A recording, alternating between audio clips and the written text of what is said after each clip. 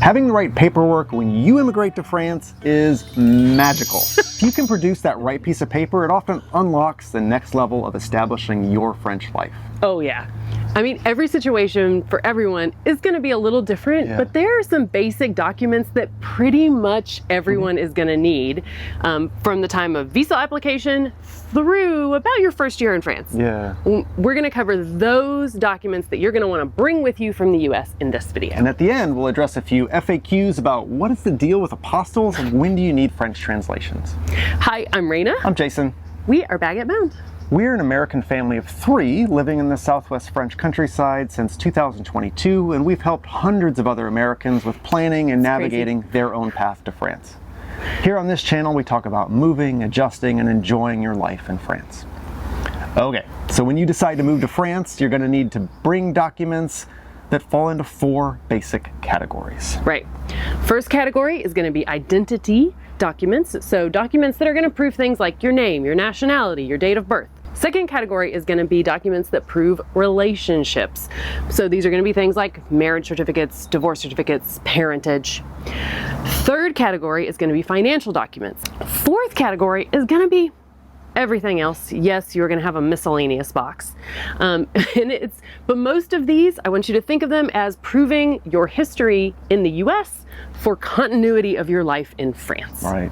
Okay, so first category, first up, identity documents. And we'll start with the birth certificate. Make sure your birth certificate is legible. Yes. You'll want this boring, long form type with all the information, not the fancy, scrolly, pretty one that you might hang up.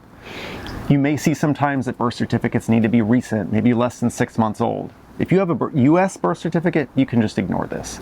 This recency or time period requirement may be true for French or certain other country birth certificates, which can be updated throughout their life. But the American birth certificate, it doesn't change. It doesn't matter how old the birth certificate is, as long as you can read it. When American birth certificates are rejected, it's usually because the name on the certificate doesn't match the other submitted documents, or the certificate is no longer legible. All right, let's move on to passport, which is usually going to be your other identity document. Yeah. So first of all, while you are still on your couch in the US, check your passport and make sure that it's got more than 18 months validity left on it past your intended arrival date in France. Now, absolutely, you can renew your passport in France at the US embassies. That's not a problem. But your visa application is pretty likely to be denied if your passport is due to expire very soon after you arrive in France.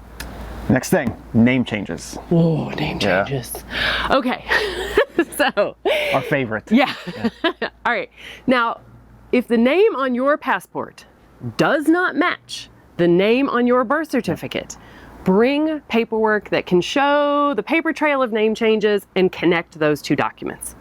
Now, I want to make sure you won't need this for your initial visa application, but you will when you apply for healthcare.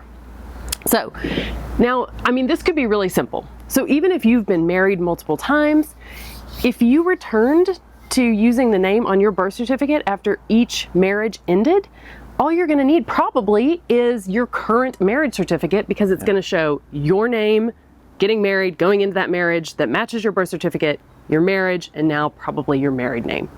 It's going to show everything. However, if like me, when you got divorced, you continued using your former spouse's name and then you remarried and taking that spouse's name, now you're going to need to show the documentation in the middle for that gap between your current name and your birth name. So, I mean, like that may mean digging up marriage certificates you never thought you would need again, or divorce certificates, or even think back to adoption certificates or legal name changes when you were a kid. Yeah. You might need to get those. Sure. Remember though, the key is to match your current passport name to your birth certificate name. It is not to show evidence of all marriages or all divorces that have ever happened. If you can match up the name change with only 2 documents, bring those 2 and just don't worry about all those other things that you just can't find. Right. All right, moving on to the second category, which is relationships. Yep. Now, for anyone moving with you to France, you're going to want to have any documents that show any relationships between you. The most common is probably a marriage certificate, but if you have dependent children, you're going to need their birth certificates to show your relationship parentage to them. And remember, if there is a parent listed on that birth certificate who is not moving to France with you and the child, you're going to need proof that you have the legal right to take the child out of the country. This could be a court document, an adoption, or even a death certificate. And remember, this parent-child relationship can go the other way too. If you move a parent with you, your birth certificate is going to show your relationship to them. Okay, next up, third category of documents, your financial documents. Yeah, all right, so we are not going to talk about financial documents that you need for your visa application here. Those are hugely variable from person to person and the visa you're applying for. Yeah. So we're just going to talk about the one that everyone should bring. Yeah, you do want to think about bringing copies of the last 3 years of your US tax returns, or at least make sure that you have access to them digitally. You will not need this for your visa application, probably, but you may need this for things like opening a bank account, applying for any kind of financing, or even just as a reference for in the future when you go back to file your US taxes from here in France. Right. If you don't have 3 years, that's okay. At least make sure you bring a copy of your most recent filing. All right, fourth category, the miscellaneous box of everything else. Yep, the miscellaneous box. Everyone loves the miscellaneous No, box. this is the junk drawer of paperwork. All right, but again, remember that just start to think about what documents might I need to show my history in the US and move it to France. These are usually big categories like transportation, housing, medical, things that you've had a long history with you want to reestablish. So to start with transportation, there's a few documents you're going to need. First of all, it's possible if you are from particular states in the US to exchange your American driver's license for a French one. Now, make sure your driver's license is not going to expire during your first year here, no matter what state it's from, because that first year you're driving on that driver's license from the US. And you will not be able to exchange an expired driver's license, even if it comes from an exchange state. Now, again, say you are going to be, if you are going to exchange your driver's license for a French one, and you are going to be moving to another state from your current one before you finally land in France, make sure you get the driving record from the state that you are in currently before you move to the next state, because you're going to need to show 2 full years of driving record. So you want to make sure you get the one that is in your current state, and then you'll need to request the one in the state you're moving to just before you leave, because this is going to need to be recent once you get to France. Yeah, it needs to be less than 6 months old, so this is something you want to get right at the end just before you leave. Yeah, again, it doesn't matter if this driving record is coming from a state that isn't an exchange state. Remember, what matters is you need 2 full years of driving records. Yeah, we had to kind of do this because we had only lived in Colorado, an exchange state, for 18 months before we moved to France. So we also had to contact Texas to get our previous driving record and fill in that last 6 months to make the full 2 years of a driving record in order for us to exchange our licenses. Also, if you can get a record of being insured for the past 10 years from your insurance company, you can qualify for a discount on your car insurance here in France of up to 50%. So make sure you go record that, print it out, or save it digitally before you cancel your car insurance. Yeah, we didn't do that, and we are literally paying for it. But Geico told us, sorry, we don't know who you are anymore. Okay, so housing documents. A lot of things to cover here. You'll want to be able to show prior housing history and be able to prove the country that you resided in prior to arriving in France. So you might want to bring rental history in the form of a copy of a lease or a letter of recommendation from a previous landlord. Or if you owned in the US but plan to rent in France, you might want to save your property tax statements from your house to show that you were in place for a period of time. These can both be used to show your recent housing history to future potential landlords in France, and it's handy when you're trying to build your rental dossier to prove you're a good candidate. Yeah. In order to prove residency in your former country, you can bring 6 months of utility bills, something with your name and address, electric, gas, water, internet, any of those common types of bills. You may not need these, but if you need them, they're going to be hard to retrieve after you have arrived in France. Now, for medical, you don't necessarily need to bring that whole gigantic file, but you definitely want any recent vaccinations you've had, maybe x-rays or labs, especially if there's anything that you're being monitored for an ongoing health issue. You want to bring those. And remember these same types of documents for pets or kids. And also, like, if you have a really great relationship with your current primary care doctor in the US, or maybe a specialist who you also know you're going to need to be followed by the same kind of specialist here in France, you may even ask them for a copy of your H&P. H&P is kind of medical shorthand for history and physical, which is usually one document kind of with a big overview of your health history. And that can make it really easy and simple after you get that translated into French to kind of hand to your doctor here and catch them up really quick on your medical history without them having to sort through, you know, the Encyclopedia Britannica of everything that's Makes those ever first been. few visits much easier. Yeah. If you're going to be working or going to school in France, you may want to bring those documents that show your professional history, your experience, your education, and any certifications or any relevant certifications that you've achieved in the past. If you are still in school, bring your past grades, test scores, proof that you've moved beyond certain grades. But really thinking beyond all these definite items that we've mentioned, don't forget that you'll likely still be managing parts of your life that are still ongoing in the US, even though you've left. Yeah. France may not need some of these documents, but you may still have family, house, tax matters, or anything else that's still ongoing back home. You'll want to have documents with you so you can manage whatever might come up as it pops up. For example, I needed my dad's death certificate well after we arrived for some paperwork in the US, and thankfully I had a digital copy that was easy to use. Yeah, but I never would have thought we would have needed it here. No. Yeah. So it can feel, I want to just like prepare you for this, it can kind of feel surprising or even frustrating at times how often you are going to be asked to provide documents here in France to advance any process. Yeah. I mean, I think it feels very different in the US, where we are just much used to, we're much more used to like quick online applications. We don't use as many documents. And I think one of the big differences is because we use the credit score system in the US, there's like a really instant way that people can kind of verify your credit worthiness, your kind of like all your background, right? I mean, we use it in the US for insurance and for, financing and housing, everything. Everybody wants your credit score. Yeah. Now, personally, I think it's actually kind of nice that they don't do that in France, because, I mean, I remember in the US, as soon as you turn 18, people are like, get a credit card, you got to start building your credit score, right? And I think it's great that young people don't feel that here in France. Sure.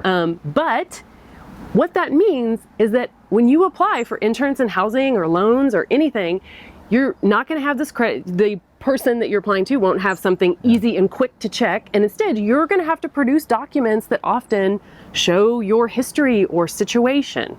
Yeah, I think we've definitely seen Americans feel very burdened by this because they've been responsible adults their whole lives. Now suddenly, coming to this other society, none of that past really means anything. Yeah. Your 800 credit score that you could pat yourself on the back is worthless. Yeah, you don't expect this to feel demoralizing, but sometimes it does. But don't let it get you down or frustrated. Just keep breaking out those pieces of paper. Right. Persistence is the key. Yeah. And, sometimes you will be asked for paperwork that you just don't have, and there may be no way to find it or get it. Yeah. So, okay, take a deep breath. Do not panic. It's okay. It's okay. In some cases, a well-written and signed attestation or a certificate of concordance can help bridge this gap. These documents are probably similar to what we would call a sworn statement in the US, and they are taken very seriously in France. So, I mean, they're not going to work for everything, but do not underestimate the power of using them or creating one if you can't find some other document that someone is looking for and asking you for. Right. Okay, so what is the deal with apostilles? I'd never heard of these before we moved to France. I thought it was a religious term dealing with the apostles.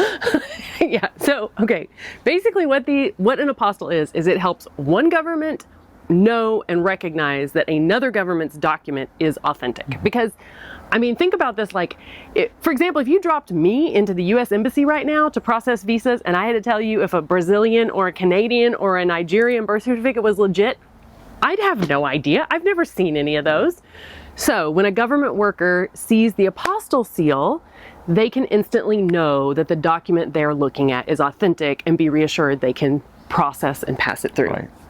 So the only government body that can apostille a document is the issuing body for that document. So for Americans, that often means your documents will need to be apostilled by the state, not the federal government. This is why the U.S. Embassy here in France typically cannot apostille the documents for you, specifically your birth certificates, because unless you were born abroad, Your birth certificate was issued by the state you were born in, and they, the state, has to be the one that apostilles it. Each state will have its own process, wait times, and cost for apostilling your documents, so you'll need to check individually with your specific state. Now, the next question we usually get is, must you get your documents apostilled? Do you have to do this? And usually what we say is that if you can, if it's not too much of a burden, then yes, do it. And if you only do one document, do your birth certificate. If you do two, your marriage certificate. But is it the end of the world if you can't get this done? No. I mean, usually when we see Americans most often asked for this is when they are applying for public health care. CPAM, the government agency that manages the French public insurance system, is very picky about documents. But we also see very often unapostilled documents are accepted all the time. So it's okay. You definitely won't need anything apostilled for your visa application within the US. This is only after you arrive here in France. Right. So if you can do it, do it. If you can't, don't stress about it. And when you send it in, if you do need it, they'll tell you. All right. Now, translation. What do you need to get translated into French and when? We did make a whole video about this, so we're not going to go too deep into here, but just the general rule to carry around in your brain. When you apply in the US, everything can be in English and everything can be in dollars. Right. But once you're here in France, anything you submit, really anywhere, it should be in French. If it's a document that you are sending to a French government agency, it must be translated by a French court-approved or court-appointed translator. You can't use Google Translate. You can't even use your aunt who's great at French and she has a French degree. You can't do it. Now, so if you are in doubt about bringing some documentation, just bring it. France loves paperwork. At the same time, don't let this keep you up at night in the midst of all the other things you're doing to plan your move. Like don't stress about what document you may have forgotten or can't find, because there's very few documents that once you're in France, if you realize you need it, you're still going to be able to usually get them from the US. It just may take a little bit more time, or you may, I get by with a little help from my friends. You might need a little help from someone in the US, but don't let this keep you up at night. As long as you bring the documentation we've covered here, you should be prepared for the most common situations in your first year in France. If you're looking for more on what's required specifically for applying for your long-stay visa, you might want to check out our other video on how to qualify for that. Thanks for watching. A bientôt.